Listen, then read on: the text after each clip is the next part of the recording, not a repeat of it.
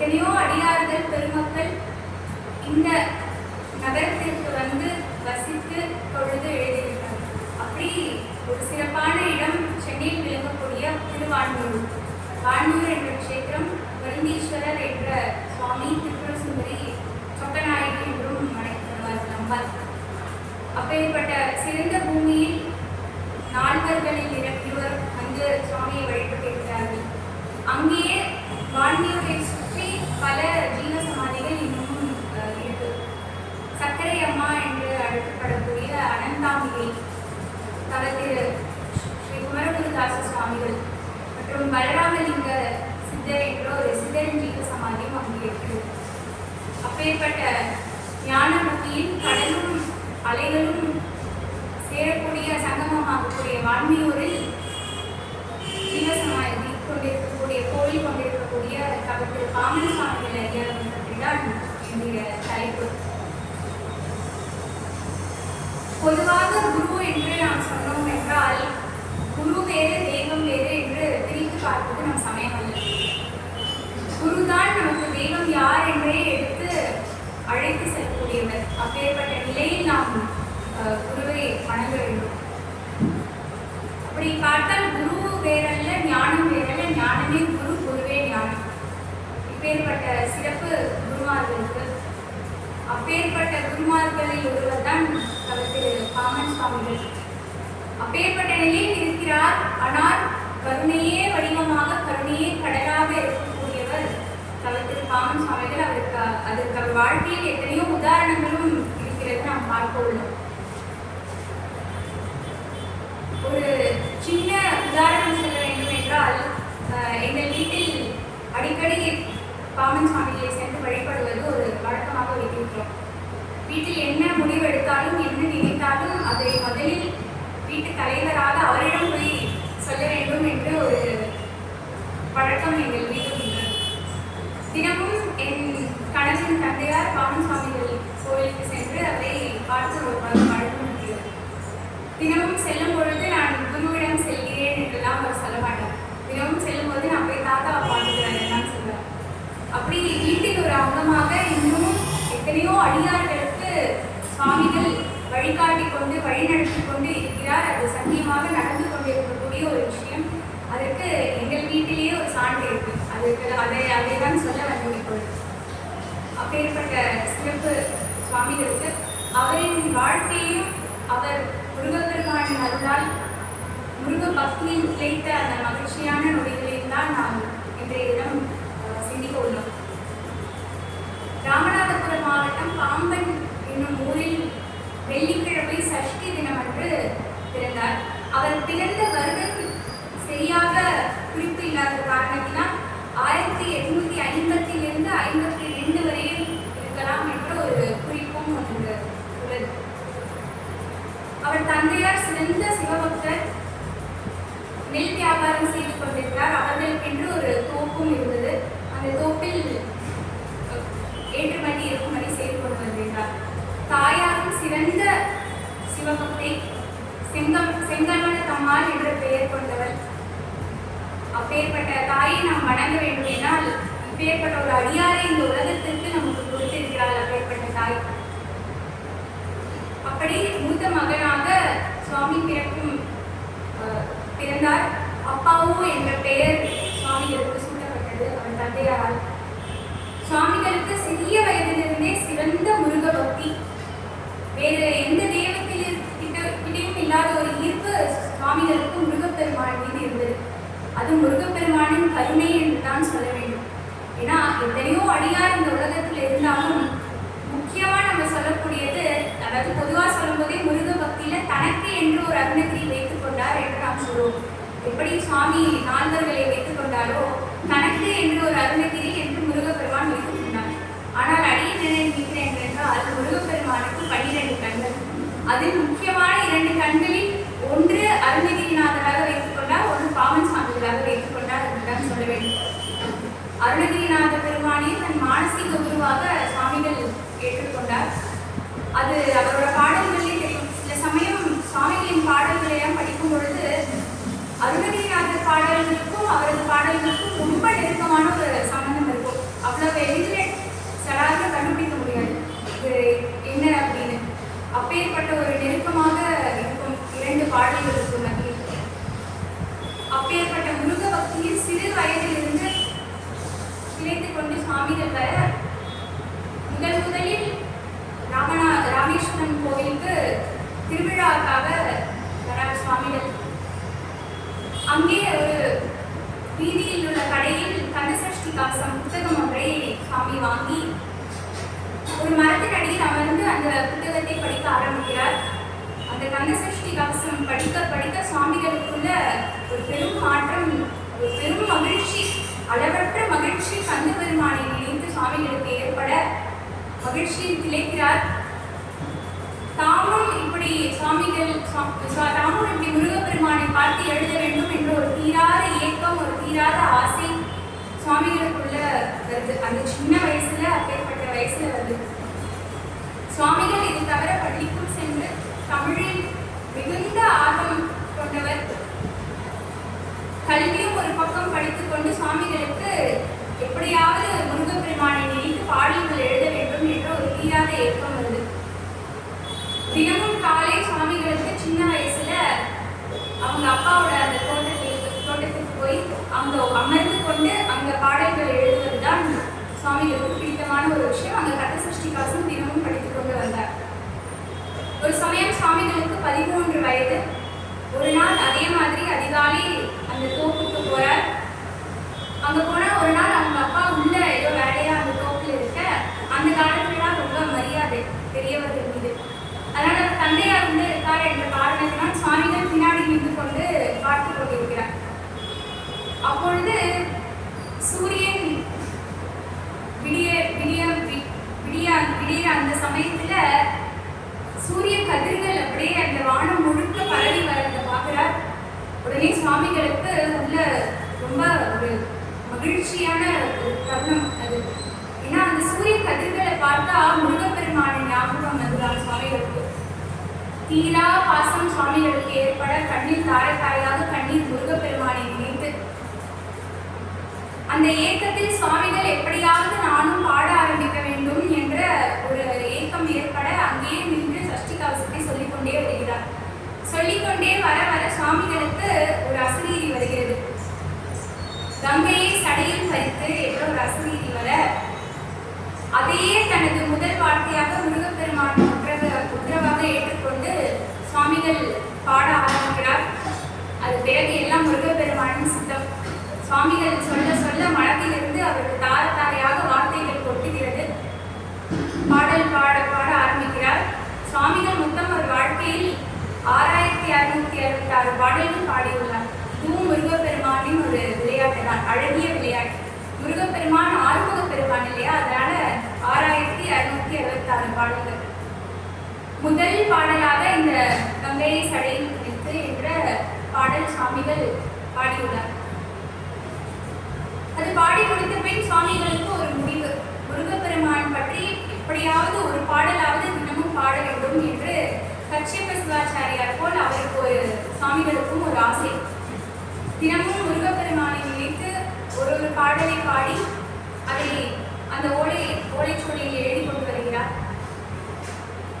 ஒரு சமயம் அந்த சுவாமிகளின் தந்தையார் உடைய நண்பர் சேதுமாதவர் ஐயர் என்கிறவர் ராமேஸ்வரம் கோவிலில் வேலை பார்த்து கொண்டிருக்கிறார். அவருக்கும் தீராத முருக பக்தி. ஒரு சமயம் தன் தந்தையாரை சந்திக்கிற அந்த சமயத்துல இந்த ஓலைச்சுவடி கண்ணில் பட எடுத்து பார்த்தால் ஒரு 13 வயது சிறுவன் எழுதிய விஷயங்களா இது என்று கிளைத்து போகிறார். உடனே அந்த ஓலைச்சுவடை எடுத்துக்கொண்டு அவர் ஊருக்கே சென்று அதையெல்லாம் படித்து பார்த்து அவர் மெய் சிலிர்த்து போனது. ஒரு சிறியவன், ஒரு சிறு குழந்தை, ஒரு 13 வயது குழந்தை இவ்வளவு விஷயங்கள் அதுவும் முருகப்பெருமான் மீது எழுத முடியும் என்று அவருக்கு வியந்து போகிறார். உடனே கிளம்பி ஊருக்கு வரார். வந்து தன் தந்தையை சந்தித்துவிட்டு சுவாமிகளை ராமேஸ்வரத்திற்கு அழைத்து செல்கிறார். மறுநாள் விடிந்தால் விஜயதசமி.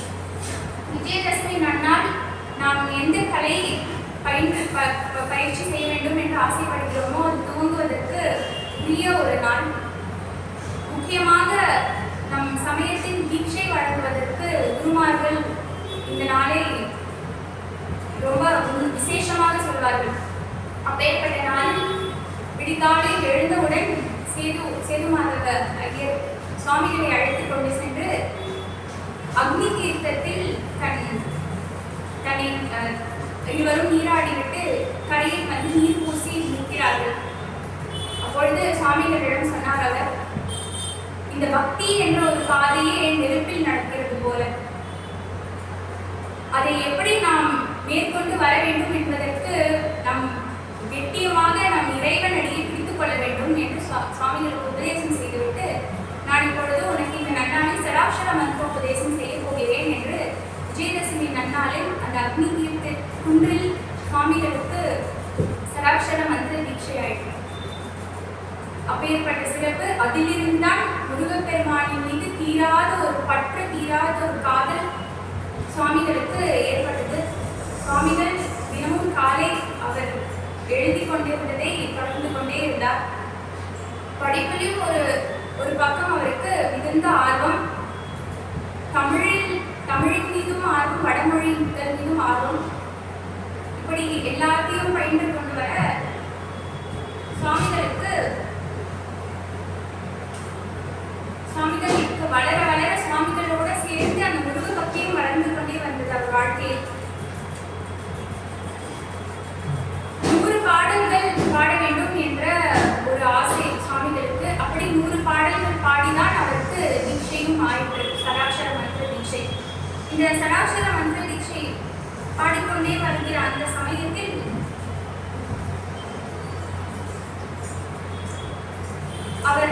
அவருக்கு திருமணம் உச்சித காலம் வரும் பொழுது குடும்பத்தினர் திருமணம் செய்து வைக்க வேண்டும், மூத்த மகனாக குடும்பத்திற்கு இருக்கிறார் என்று திருமணம் செய்து வைக்க வேண்டும் என்ற ஒரு முடிவுக்கு வர சுவாமிகளுக்கு ஆனால் திருமண வாழ்க்கையில் எந்த விதமான விருப்பமும் இல்லை. அவருக்கு பிடித்தது எல்லாமே துறவு மேற்கொள்ள வேண்டும், முருகப்பெருமானை எப்படியாவது இந்த யுகத்தில் அடைந்து விட வேண்டும் என்றுதான் அவருக்கு நோக்கம் இருந்தது. திருமணம் என்ற ஒரு விஷயம் அவருக்கு ஒரு முற்றுக்கட்டாக தெரிந்ததால் அவர் வேண்டாம் என்று சொல்ல, சுவாமிகளின் தந்தையாரும் தாயாரும் சென்று சேதுமாதவ ஐயரிடம் விண்ணப்பிக்க, அவர் குரு அல்லவா, குரு தானத்தில் இருக்கிறார் என்றால் சடாட்சர மந்திரோபதேசம் செய்து வைத்தவர். அதனால் சுவாமிகளிடம் வந்து சேதுமாதவ ஐயர் சொல்ல சுவாமிகள் ஒப்புக்கொண்டார். 1978 வருடம் காளிமுத்து அம்மையார் என்ற அம்மையாருடன் சுவாமிகளுக்கு திருமணம் முடிந்தது முருகப்பெருமானின் அருளால். இதுவும் முருகப்பெருமானின் ஒரு விளையாட்டுதான். ஏன்னால் காளிமுத்து அம்மையார் எவ்வளவு சுவாமிகளின் பக்திக்கு உதவியாக இருந்தார் என்பது போக போக நாம் பார்க்க உள்ளோம். சுவாமிகள் முருகப்பெருமானின் கருணையால் சுவாமிகளுக்கு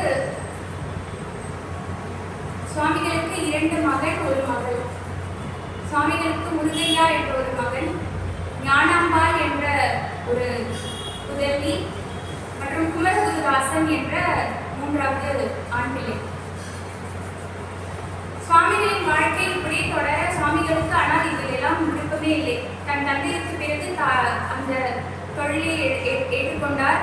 ஒரு பக்கம் அது இருக்க, ஒரு பக்கம் குடும்ப வாழ்க்கை இருக்க, சுவாமிகளுக்கு ஆனால் தீராத ஒரு விஷயம் மனதிற்குள் ஓடிக்கொண்டே இருந்தது, அது துறவு. எப்படியாவது துறவு மேற்கொள்ள வேண்டும் என்ற ஒரு தீரா பற்றோடு இருந்தார். ஆனால் நடுவில் எத்தனையோ முருகப்பெருமானின் திருவிளையாடல்களும் நடந்தது. ஒரு சமயம் அவர் மகள் ஞானாம்பாள் பிறந்த சில மாதங்களே ஆன குழந்தை திடீரென உடம்பு சரியில்லாமல் போய்விட்ட காரணத்தினால் அழுது கொண்டே இருந்தாள் அந்த குழந்தை. என்ன செய்வது என்று காளிமுத்து அம்மையாருக்கு தெரியவே இல்லை. அழுது கொண்டே இருக்கிறாளே என்று சுவாமிகளிடம் போய் சொல்ல, சுவாமிகள் சொன்னாராம், முருகப்பெருமான் அனைத்தையும் பார்த்துக் கொள்வார் என்று சொல்லி ஒரு அறைக்கு சென்று அந்த தியானத்தில் அமர்ந்தார். சிறிது நேரம் கழித்து ஒரு பெரியவர் ஒருவர், வயதானவர் ஒருவர் வந்தார் வீட்டுக்குள்ள வந்து அந்த குழந்தையை தூக்கி வைத்துக் கொண்டு திருநீர் வைத்துவிட்டு சென்றாராம்.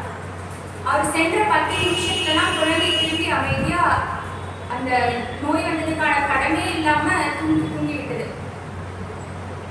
உடனே சுவாமிகள் இதெல்லாம் உள்ள ஞான திருஷ்டியில பார்த்து கொண்டு இருக்காரு. அவருக்கு தியானத்துல எல்லாம் தெரியுது. அப்போ காளிமுத்து அம்மையார் ஓடி வந்து சுவாமிகள் கிட்ட சொன்னாராம், ஒரு பெரியவர் வந்தார், திருநீரை வைத்தவுடன் குழந்தை சரியாகிவிட்டார் என்று சொன்னவுடன் சுவாமிகள் எழுந்து வந்து அந்த தெருவில் பார்த்தால் அப்படி ஒருத்தவர் வந்த அடையாளமே இல்லை. வந்தது முருகப்பெருமான் என்று உணர்ந்து மெய் சிலிர்த்து போகிறார். இப்படி நிறைய விஷயத்துல முருகப்பெருமான் சுவாமிகளுக்கு தான் கூடவே இருப்பதாக காமித்தும் இருக்கிறார். ஒரு சமயம் சுவாமிகளுக்கே மிகுந்த வயிற்று வலி வந்தது. இதெல்லாம் முருகப்பெருமான் செய்த சிறு சிறு சோதனைகள், நான் உன்னோடு தான் இருக்கிறேன் என்று காட்டுவதற்காக. தீராத வயிற்று வலி வயிற்று போக்காக மாறி 3 நாட்கள் சுவாமிகள் தவித்து போகிறார். என்ன செய்வதென்றே தெரியவில்லை. 3வது நாள் இரவு சுவாமிகள் விழித்து நடப்பதற்காக எழுந்த அந்த சமயம் எழுந்து நின்றவர் மூர்ச்சையாக கீழே விழுகிறார். கீழே விழுந்து மயக்க நிலைக்கு செல்ல காளிமுத்து அம்மையார் சுவாமிகளை பார்த்து வந்து பதறினாள். சுவாமிகளுக்கு ஏற்பட்ட இந்த நிலையை பார்த்து மூச்சும் சீராக இல்லை, பேச்சு மூச்சே இல்லை என்று பயந்து போக உடனே முருகப்பெருமானை நினைத்து வேண்ட ஒரு பெரியவர் ஒருவர் ஒரு கொம்பு எடுத்துக்கொண்டு வந்தார். அந்த பெரியவர் வந்து சுவாமிகளையும் பார்த்து கொண்டே இருந்தார். அருகில் இருக்கக்கூடிய காளிமுத்து அம்மையாரையும் பார்த்து கொண்டே இருந்தார். காளிமுத்து அம்மையாருக்கு வார்த்தைகளே இல்லை. அவர்கள் பயந்து விட்டார்கள், ஏதோ சுவாமிகளுக்கு ஆகிவிட்டது என்று. உடனே இந்த பெரியவரிடம் அழுது கொண்டே நிற்க, உன் கணவன் இறந்து விடுவான் என்று அஞ்சுகிறாயா என்று கேட்டாராம். கேட்டுவிட்டு, கவலைப்படாதே, அப்பாவுக்கு இந்த உலகத்துல செய்வதற்கு நிறைய வேலைகள் இருக்கு, அதெல்லாம் செய்கிற வரைக்கும் அவனுக்கு ஒன்றும் ஆகாது. பக்கத்துல இருக்கக்கூடிய விபூதியை எடுத்துட்டு வந்து பூசி விட்டு உன்னோடு குகன் இருக்கிறான் என்று காதில் சொல் என்று சொன்னாராம். காளிமுத்து அம்மையாருக்கு தயக்கம். மாதவிடாய் காரணத்தினால் அவரால் திருநீரை போய் தீண்ட முடியாது என்ற ஒரு எண்ணம். நான் எவ்வாறு சென்று திருநீரை தீண்டினேன் என்று சொல்ல நினைத்த அந்த மாத்திரத்தில் அந்த பெரியவர் சொன்னாராம், தீண்டாமை என்ற ஒரு விஷயம் இதற்கெல்லாம் பொருந்தாது. இந்த சமயம் ஆபத்தான சமயம், அதனால் நீ தாராளமாக சென்று எடுத்து பூசு என்று சொன்னார். உடனே காளிமுத்து அம்மையாரும் சென்று சுவாமிகளுக்கு பூசிவிட்டு தங்களுடன் முகன் என்றும் குறைந்திருப்பான் என்றும் காதில் சொன்னவுடன் அரை மணி நேரத்தில் அந்த நோய் இருந்த தடையவே இல்லாமல் சுவாமி எழுந்து அமர்ந்தார்.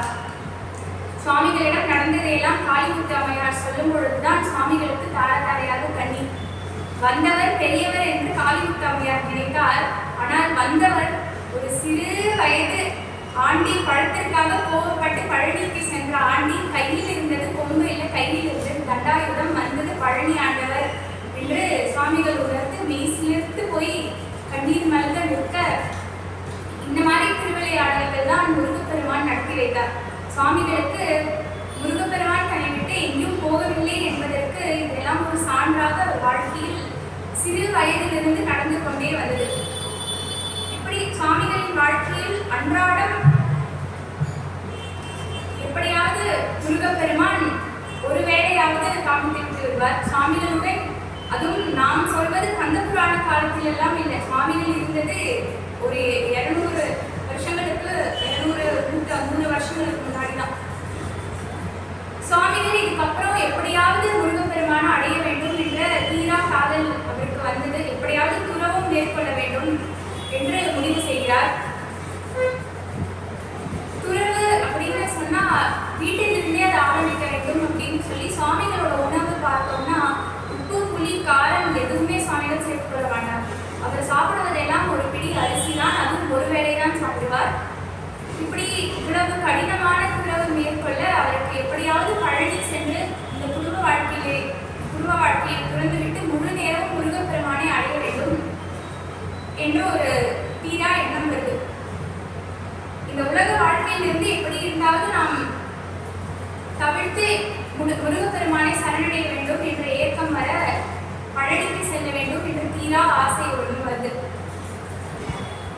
சில சமயம் நாம் இயல்பாக செய்யக்கூடிய சிறிய தவறுகள் நமக்கு வாழ்க்கையில் மிகப்பெரிய விளைவுகளை கொடுக்க வல்லது.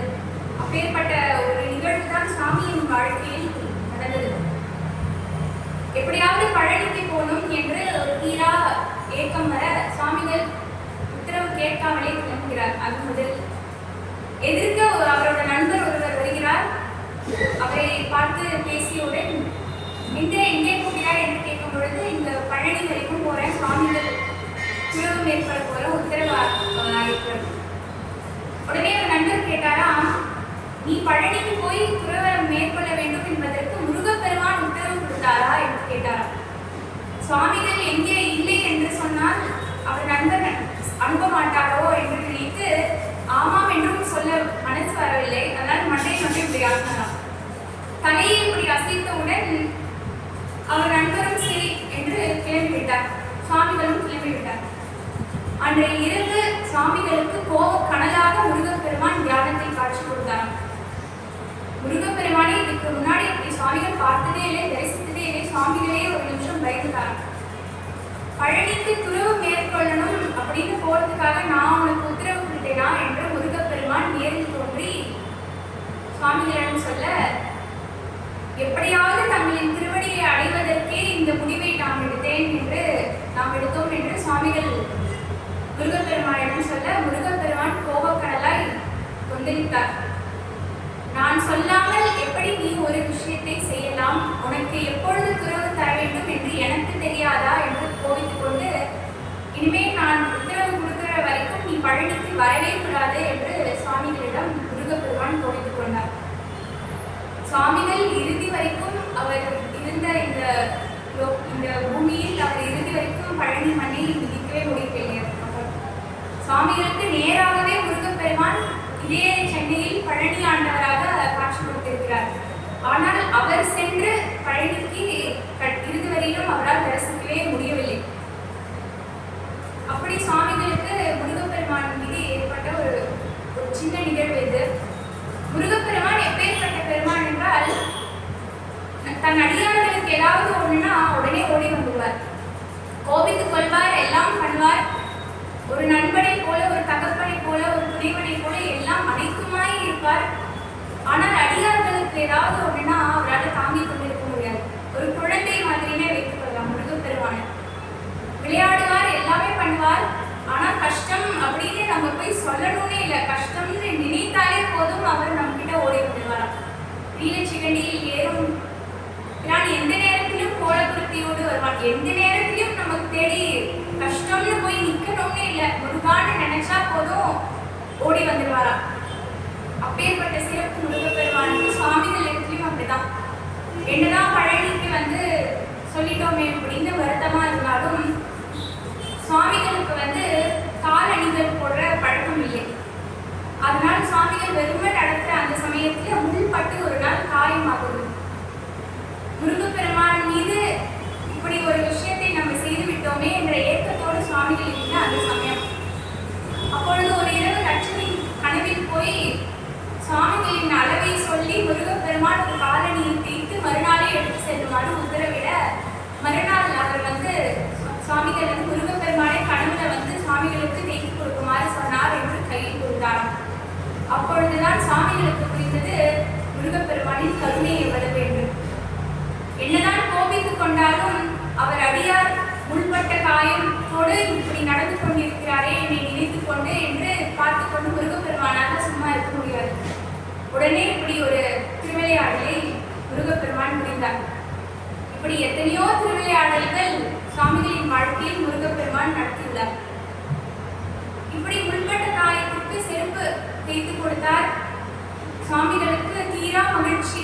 இதுக்கெல்லாம் முருகப்பெருமானுக்கு எப்படி திரும்பி நன்றி கடன் செலுத்துவது என்று தெரியாமல் சுவாமிகள் மிகுந்த அன்போடு முருகப்பெருமானின் மீது பாடல்கள் எழுதியுள்ளார்.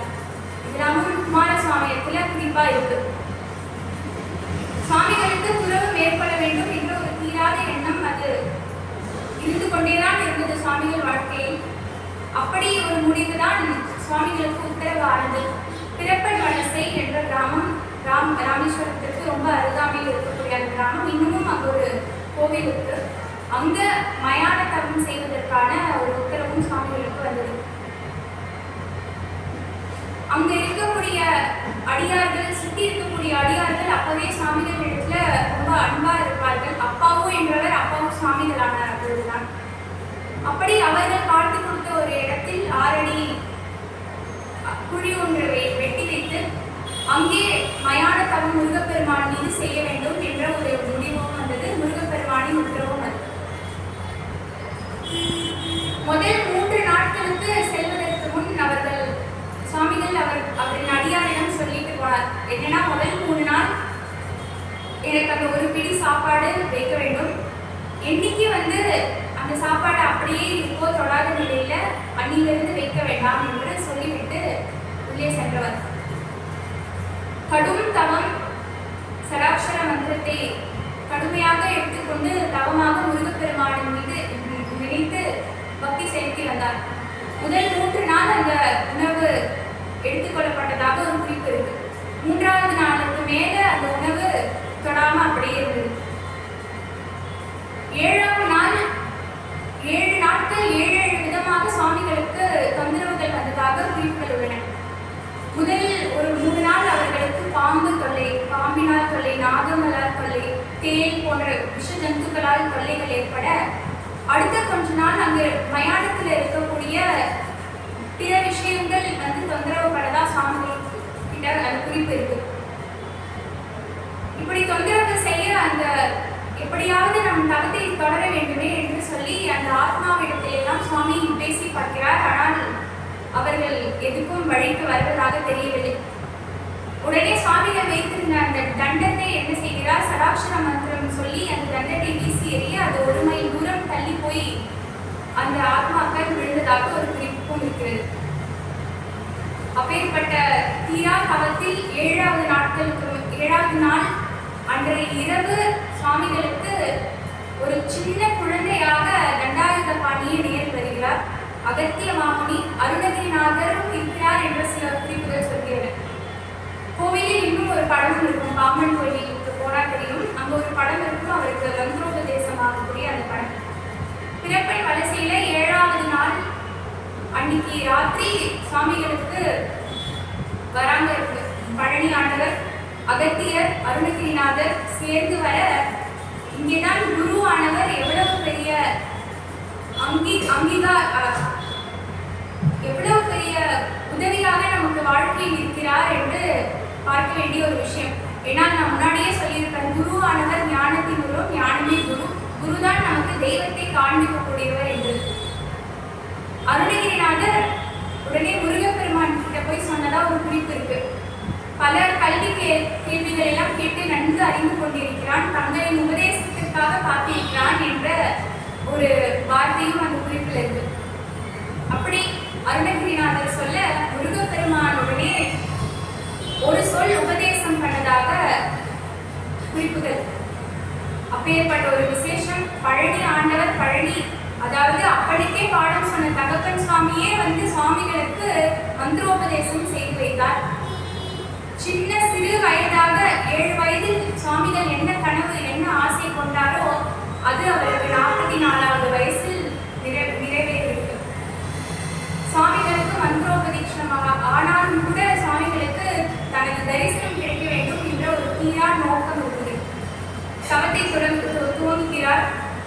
மறுபடியும் தவத்தில் இறங்கி சரியாக 35வது நாள் அவருக்கு ஏகாதச ருத்ரர்கள் வருகிறார் என்ற ஒரு அசரீரி ஒலிக்க சுவாமிகளுக்கு ஆனால் அதை பற்றியெல்லாம் கவலையே இல்லை. பழனி ஆண்டவரே நேரில் காட்சி கொடுத்து விட்டார். இனிமே ஏகாதச ருத்ரர்கள் வந்தால் என்ன என்று அவர் சுவாமிகள் அங்க தவத்தை தொடர்ந்தார். இந்த அசரீரி வந்து கொண்டே இருக்க சுவாமிகள் உடனே முருகப்பெருமானின் அசரீரி முருகப்பெருமானின் உத்தரவு இருந்தால் மட்டுமே நாம் இங்கிருந்து கிளம்புவோம் என்று மனதுக்குள்ளேயே சொல்லிக் கொள்கிறார். அப்பொழுது திரும்பி அசரீரி வருகிறது, இது முருகப்பெருமானின் கட்டளையே என்று. உடனே தவத்தை கலைத்து சுவாமிகள் எழுந்து கொள்கிறார்.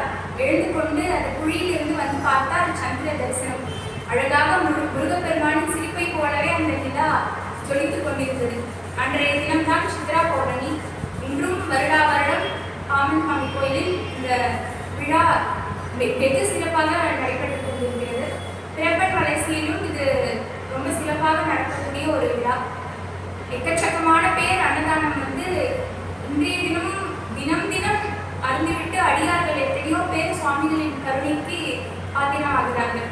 அப்பேற்பட்ட சிறப்பு இந்த சித்ரா பௌர்ணமி விழாக்கு. சுவாமிகள் எழுந்து வந்த உடனே அடியார்களுக்கெல்லாம் ரொம்ப சந்தோஷம். சுவாமிகளை சுற்றி இருந்த அப்போ இருந்த சீடர்களுக்கெல்லாம் சுவாமிகள் வந்தாச்சு. அங்க இருக்க ஊர் மக்களுக்கு அதை விட சந்தோஷம்.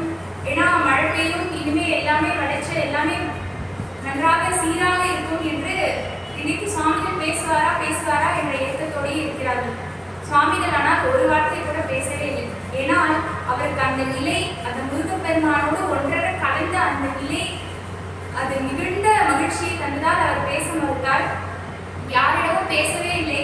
இந்த நிலை எனக்கு பிடித்திருக்கிறது என்று எழுதி காட்டிவிட்டு ஒரு தூணில் சென்று அமர்ந்தார்.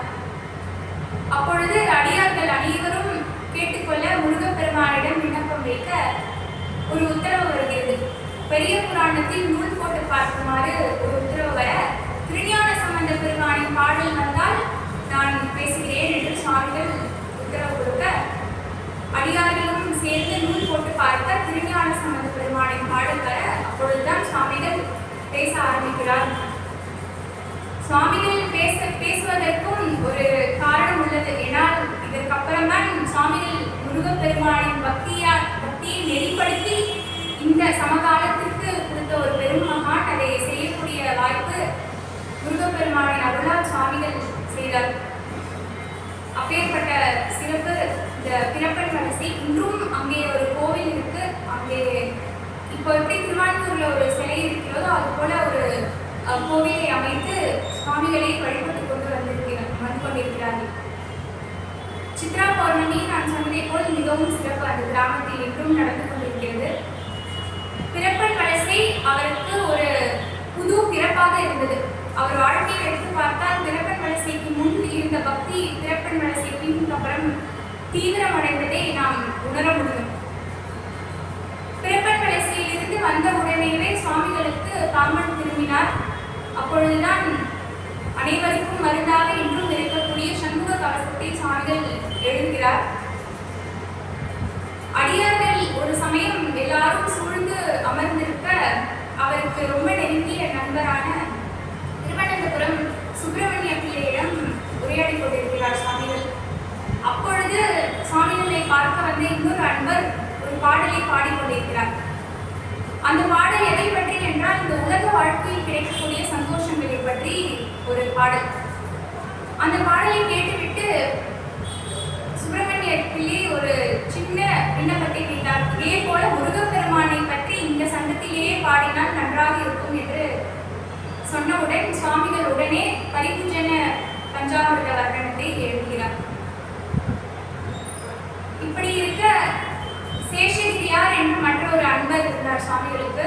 அவர் உடனே கேட்டார், இப்பொழுதெல்லாம் வர வர நாத்திகம் என்ற ஒரு விஷயம் பரவலாக பேசப்பட்டுக் கொண்டிருக்கிறது. அனைவரும் கடவுள் என்றால் என்ன, கடவுள் என்றால் யார், எங்களுக்கு ஆதாரம் வேண்டும் என்று கேட்கிறார்கள். அப்பேற்பட்ட கூட்டத்திற்கு முன் நாம் என்ன சொல்வது என்று சுவாமிகளிடம் விண்ணப்பிக்க, சுவாமிகள் சொன்னாராம், இரும்பு என்ற ஒரு விஷயமும் இருக்கு, காந்தம் என்ற ஒரு விஷயமும் இருக்கு. இரும்பு காந்தத்தின் பக்கத்தில் வைத்தால் காந்தமானது அந்த இரும்பை இழுத்து ஒட்டிக்கொள்ளும். இரும்பையும் நம்ம கண்ணால் பார்க்க முடியும், காந்தத்தையும் நம்ம கண்ணால பார்க்க முடியும். ஆனால் அந்த ஈர்த்து கொள்ளக்கூடிய அந்த காந்த சக்தியை நம்மால் உணரவே முடியாது. அப்பேற்பட்டதுதான் கடவுளின் சக்தியும் என்றார். அந்த காந்த சக்தி என்று ஒன்று இருப்பது நம் கண்ணுக்கு அப்பாற்பட்ட ஒரு சக்தி. கண்ணுக்கு அப்பாறு ஏதோ ஒரு சக்தி இருக்கிறது என்று சொன்னாலும் அவர்கள் ஒப்புக்கொள்ள மாட்டார்கள். ஏனால் அவர்களின் நிலை, அவர் சொல்ல வரக்கூடிய கருத்தானது உடைந்துவிடும். அதனால் நாத்திகவாதிகள் இதை ஒப்புக்கொள்ள மாட்டார்கள். ஆனால் எப்பொழுது காந்த சக்தியானது இயங்குகிறதோ அதே போலதான் கடவுளின் சக்தியும். இரும்பு என்கின்ற உயிர்கள் எப்பொழுது இறை சக்தியை நோக்கி தேட வேண்டும் என்று மனம் வைக்கிறதோ அந்த காந்தமானது கடவுளின் சக்தியை போல அந்த உயிர்களை இழுத்துக் கொள்ளும் என்று சுவாமிகள் சொன்னார். இந்த விளக்கத்தை கேட்டு சேஷகிரியார் மிக வியந்து சுவாமிகளை பார்க்க சுவாமிகளிடம் ஒரு விண்ணப்பம் வைக்கிறார். அடியார்களாக நாங்கள் அனைவரும் சேர்ந்து தங்களுக்கு குமரகுருதாசர் என்ற பெயர் வைக்க வேண்டும் என்று ஆசைப்படுகிறோம். சுவாமிகள் அதை ஒப்புக்கொள்ள வேண்டும் என்று சொல்ல, அப்பொழுதுதான் அப்பாவு என்பவர் அப்பாவு சுவாமிகளானார். அப்பாவு சுவாமிகளிருந்து குமரகுருதாசர் என்று அன்பர்களால் அன்போடு அழைக்கப்பட துவங்கினார். அதன் பிறகு சுவாமிகளே பாடி அந்த பரிபூர்ண பஞ்சாமிர்த வர்ணனையை சுவாமிகள் சொல்ல சொல்ல சுவாமிகளிடத்திலிருந்தே கேட்கிற ஒரு வாய்ப்பு அடியார்களுக்கு அப்பேற்பட்ட ஒரு வாய்ப்பு கிடைத்தது.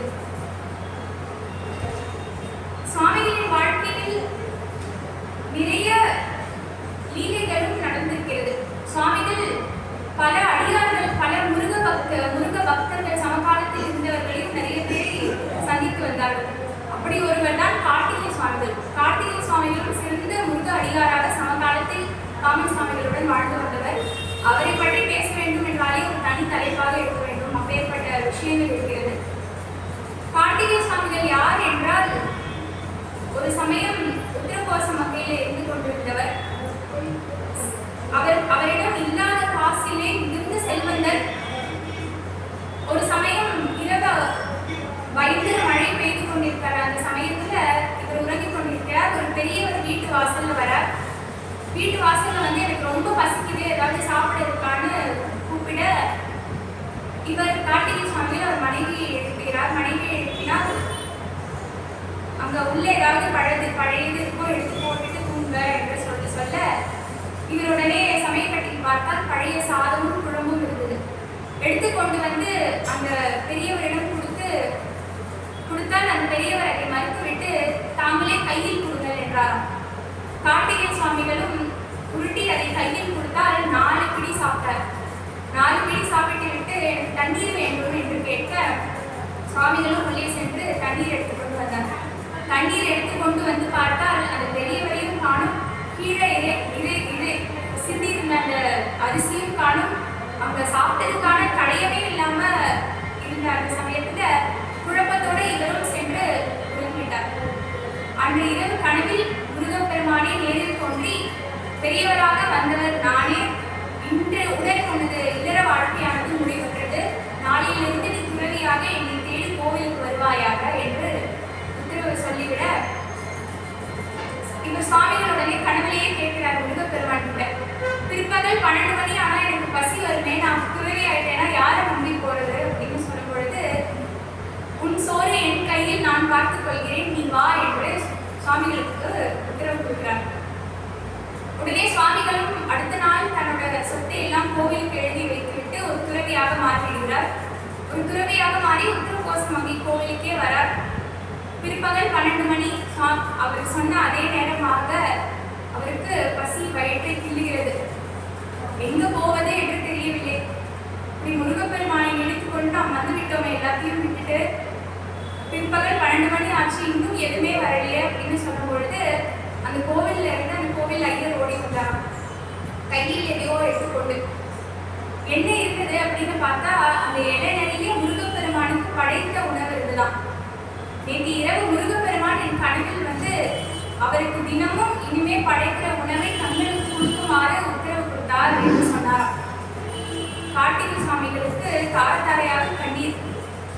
எவ்வளவு கருணை என்றால், முருகப்பெருமான் தான் சாப்பிட்ட உணவை எனக்கு அப்புறம் அவனுக்கு கொடுக்க வேண்டும் என்ற உத்தரவை அவர் கனவில் வந்து சொல்லியிருக்கிறார். அப்பேற்பட்ட முருகப்பெருமானின் கருணையை நினைத்து அந்த கார்த்திகை சுவாமிகள் நிகழ்ந்த மகிழ்ச்சி அடைகிறார். இதுதான் கார்த்திகை சுவாமிகள் ஒரு துறவியான கதை சின்னதாக பார்த்தோம். இப்போ பாமன் சுவாமிகளுக்கு இந்த கார்த்திகை சுவாமிகளை எப்படியாவது சந்திக்க வேண்டும் என்ற ஒரு ஆசை முருகப்பெருமானை பற்றி பேசுவதற்கு. இவர் உத்தரகோசமங்கை கிளம்பி வருகிறார். அப்பொழுது அந்த கார்த்திகை சுவாமிகள் மதுரை பக்கம் சென்று விடுகிறார். இதை அறிந்து ஏமாற்றத்துடன் திரும்பி சுவாமிகள் வந்து விடுகிறார் பாம்பனுக்கே. ஒரு சமயம் தியானத்தில் இருக்கும் பொழுது சுவாமிகளுக்கு நாகப்பட்டினம் செல்ல வேண்டும் என்று தீராத ஒரு எண்ணம் வந்து கொண்டே இருக்கிறது. அவரும் முதலில் அதை புறக்கணித்து விடுகிறார். தியானத்தில் இது திரும்பி திரும்பி வந்து கொண்டே இருக்க மறுகணம் யோசிக்காமல் சுவாமிகள் திரும்பி நாகப்பட்டினம் செல்கிறார். நாகப்பட்டினம் சென்றால் அந்த ஆலய தரிசனம் முடித்துவிட்டு அந்த கடற்கரை ஓரத்தில் வந்தால் நடந்து கொண்டே இருக்கிற அந்த சமயத்துல தூரத்துல ஏதோ ஒரு துறவி மாதிரி ஒருத்தர் தெரிஞ்சாராம். அங்கிருந்து ஏதோ ஒரு துறவி தெரிகிறார். அது மட்டும் கார்த்திகை சுவாமிகளாக இருந்தால் எவ்வளவு நன்றாக இருக்கும் என்று யோசிக்கிற அந்த சமயத்துல அவர் கிட்ட போய் பார்த்தா அவர் கார்த்திகை சுவாமி. அதுதான் கந்தனின் கருணை என்பது. இந்த கடலோரமாக கண்ணன் நம் இருவரையும் சந்திக்க வைத்திருக்கிறான் என்று கார்த்திகை சுவாமிகளையும் பார்த்து சொன்னாராம் சுவாமி.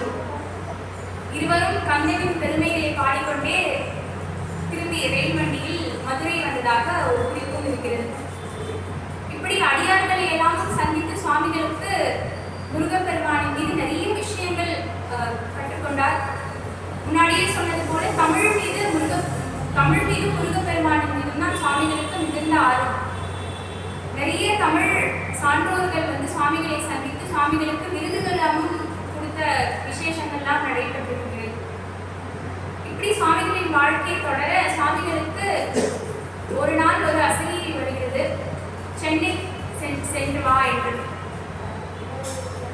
சென்னை போறதுக்கு சுவாமிகளுக்கு வழி கூட என்னன்னு தெரியாது, எப்படிப்பட்ட ஒரு ஊருன்னு தெரியாது.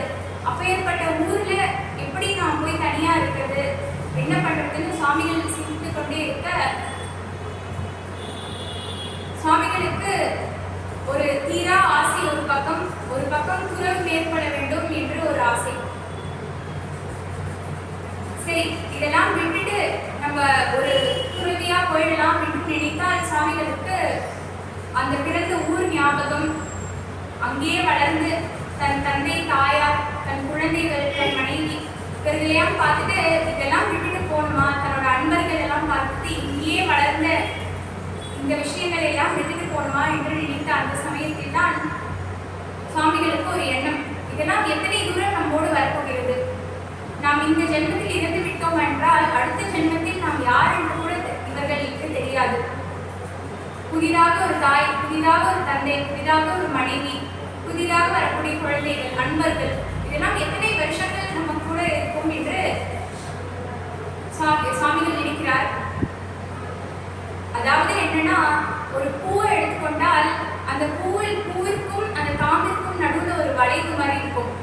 அந்த வளைவு சரியான இடத்துல தட்டுனா அந்த பூவானது உதிரும். அப்படி உதிரும் பொழுது அந்த பூக்கும் வலிக்காது, அந்த காம்புக்கும் தெரியாது. அப்பேற்பட்ட நிலையில் தான் முருகப்பெருமான் இப்போ சுவாமிகளை சிந்திக்க வைக்கிறார். அதற்கு 45 வருடங்கள் ஆகின்றன. பாமன் சுவாமிகளுக்கும் கடற்கரைக்கும் ஒரு நெருங்கிய சம்பந்தம் இருக்கு. சுவாமிகளுக்கு நடந்த எல்லா விஷயங்களும், முக்கியமான விஷயங்களுமே கடற்கரை சார்ந்துதான் நடந்தது. இப்பொழுது அவர் இருக்கக்கூடிய அந்த இடமும் கடற்கரை சார்ந்துதான் திருவான்மியூரில் இருக்கிறார். அப்பேற்பட்ட கடற்கரைக்கு செல்கிறார் பாம்பனில். அங்கே நின்று கொண்டு யோசிக்கிறார். இதையெல்லாம் ஒரு முடிவாக நாம் இதுதான் முருகப்பெருமான் தான் எனக்கு தெய்வம் என்று ஒரு முடிவு எடுக்கிறார். எப்படியாவது துறவு மேற்கொள்ள வேண்டும் என்று சொல்லி துறவு மேற்கொள்வதற்கு முன்னாடி சில கொள்கைகளை 3 முறை சொல்வார்கள்.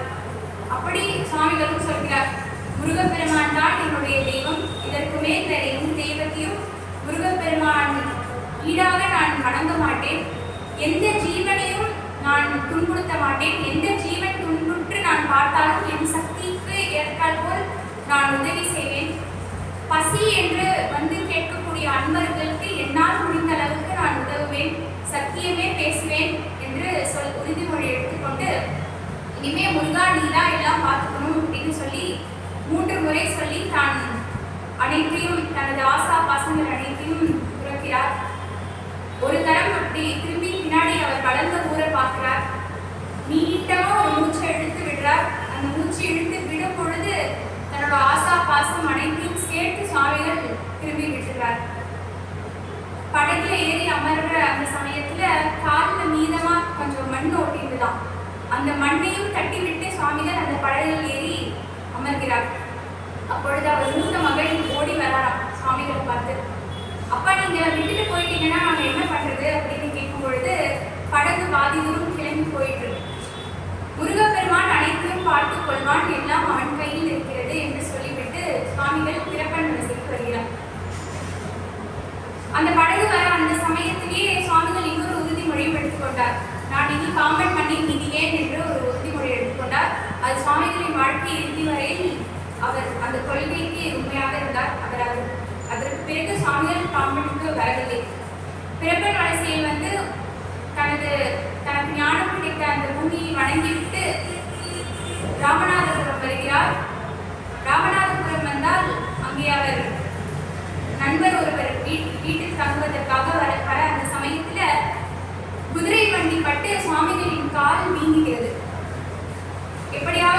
நண்பர் வீட்டுக்கு போகலான்னு சொல்லி வீட்டுக்கு போகிறார். வீட்டுக்கு போய் அந்த தூண்ல உட்கார்ந்தா அந்த நண்பர் அங்கே இல்லை. அவர் சிவகங்கை வரைக்கும் போயிருக்கேன் அப்படின்னு சொல்றார். குடும்பத்தினர்கள் அனைவரும் பார்த்துக் கொள்கிறார்கள். ஆனாலும் சுவாமிகளுக்கு குடும்பத்தினரிடம் சென்று இந்த மாதிரி கால் நீக்கிருக்கு, அடிபட்டிருக்குன்னு சொல்ல ரொம்ப நெருடலா இருக்கு. அங்கதான் முருகப்பெருமானின் அழகு. தன் அடியார்களுக்கு ஏதாவது ஒண்ணுன்னா அவர் சும்மா இருக்க மாட்டார் இல்லையா? அந்த நண்பரின் கனவுல போய் இரவு முருகப்பெருமான் சொல்கிறார், என்னோட அடியார், என்னோட பக்தன் ஒருவன் உன் வீட்டுக்கு வந்திருக்கிறான், காலில் அடி வரப்பட்டிருக்கு, உடனே நாளைக்கே கிளம்பி ஊருக்கு போ என்று கட்டளையிட அந்த நண்பரும் காலையில் கிளம்பி சுவாமிகளை தரிசிக்க வருகிறார். சுவாமிகளை பார்த்துக் கொள்கிறார். சுவாமிகளை அழைத்துக் கொண்டு சுவாமிகளுக்கு குணமாக்கியவுடன் திருப்பரங்குன்றம், மதுரை போன்ற இடங்களுக்கு செல்கிறார். அங்கே முருகப்பெருமானை தரிசித்து பாடுகிறார். அப்பொழுதுதான் சுவாமிகளுக்கு சென்னை செல்லுமாறு தீர்க்கமான ஒரு உத்தரவு முருகப்பெருமானிடமிருந்து கிடைக்கிறது. சுவாமிகள் போன்ற அடியார்களை பற்றி பேச வேண்டும் என்றால், நான் முன்னாடியே சொன்ன மாதிரி பாடிய பாடல்களே 6266 பாடல்கள் பாடியுள்ளார். அதை பற்றி பேச வேண்டும் என்றாலே வருடம் முழுக்க சொற்பொழிவு வைத்தாலும் பத்தாவது அவரின் வாழ்க்கையை பற்றி பேச. சென்னை வந்ததற்கு பிறகுதான் சுவாமிகளுக்கு அவர் வாழ்க்கையில் தீராத ஒரு மாற்றங்கள், முருகப்பெருமான் விளையாட்டுகள் இதெல்லாம் நடந்தது. அதை பற்றி எல்லாம் பேச வேண்டும் என்றால் அதற்கு இந்த நேரம் பத்தாது. அதனால் சுவாமிகளின் சிறு வயதிலிருந்து சுவாமிகள் துறவு மேற்கொண்ட அந்த பகுதியை மட்டும் இன்றைய தினம் நாம் பார்த்தோம். சுவாமிகள் அதற்கு பிறகு சென்னை வருகிறார். சென்னையிலிருந்து பல தலங்களுக்கு தரிசனம் செய்ய போகிறார். காசிக்கும் செல்கிறார். அதற்கு பிறகு இங்கே எப்படி அந்த கோவிலை அமைத்தார், மகா தேஜோமய மண்டலம் எப்படி அமைந்தது என்ற விஷயங்களை எல்லாம் நாம்